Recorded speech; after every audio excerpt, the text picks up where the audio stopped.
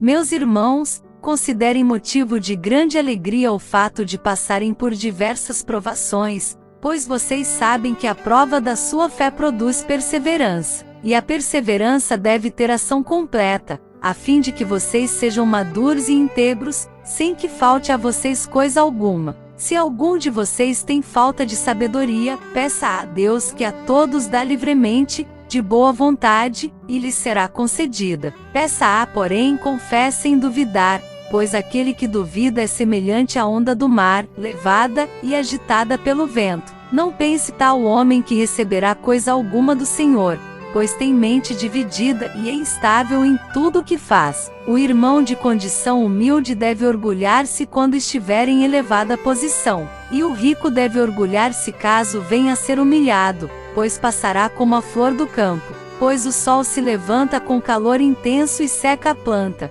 cai então a sua flor, e é desfeita a sua beleza. Assim também o rico murchará em meio aos seus afazeres. Feliz é o homem que persevera na provação, porque depois de aprovado receberá a coroa da vida que Deus prometeu aos que o amam. Quando alguém for tentado, jamais deverá dizer: estou sendo tentado por Deus, pois Deus não pode ser tentado pelo mal, nem a ninguém tenta. Cada um, porém, é tentado pelo próprio mau desejo, sendo por este arrastado e seduzido. Então esse desejo, tendo concebido, dá à luz o pecado, e o pecado, após ter se consumado, gera a morte. Não se deixem enganar, meus amados irmãos. Toda boa dádiva e todo dom perfeito vem do alto, descendo do Pai das luzes, que não muda como sombras inconstantes. Por sua decisão, ele nos gerou pela palavra da verdade, a fim de sermos como que os primeiros frutos de tudo o que ele criou.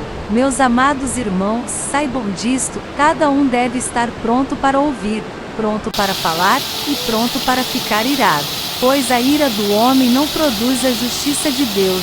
Portanto, livrem-se de toda impureza moral e da maldade que prevalece, e aceitem humildemente a palavra implantada em vocês, a qual é poderosa para salvá-los. Sejam praticantes da palavra, e não apenas ouvintes, enganando-se a si mesmos. Aquele que ouve a palavra, mas não a põe em prática, é semelhante a um homem que olha a sua face no espelho, e depois de olhar para si mesmo, sai e logo esquece a sua aparência. Mas o homem que observa atentamente a lei perfeita que traz a liberdade e persevera na prática dessa lei, não esquecendo o que ouviu mas praticando-o, será feliz naquilo que fizer. Se alguém se considera religioso, mas não refreia a sua língua, engana-se a si mesmo. Sua religião não tem valor algum. A religião que Deus, o nosso Pai, aceita como pura e imaculada, é esta: cuidar dos órfãos e das viúvas em suas dificuldades, e não se deixar corromper pelo mundo.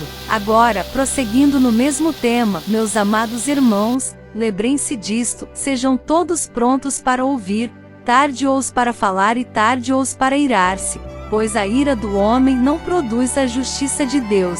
Portanto, livrem-se de toda impureza moral e da maldade que prevalece, e aceitem humildemente a palavra implantada em vocês, a qual é poderosa para salvá-los. Sejam praticantes da palavra, e não apenas ouvintes, enganando-se a si mesmos. Aquele que ouve a palavra, mas não a põe em prática, é semelhante a um homem que olha a sua face no espelho, e depois de olhar para si mesmo, sai e logo esquece a sua aparência. Mas o homem que observa atentamente a lei perfeita que traz a liberdade e persevera na prática dessa lei, não esquecendo o que ouviu mas praticando-o, será feliz naquilo que fizer. Se alguém se considera religioso, mas não refreia a sua língua, engana-se a si mesmo. Sua religião não tem valor algum. A religião que Deus, o nosso Pai, aceita como pura e imaculada, é esta: cuidar dos órfãos e das viúvas em suas dificuldades,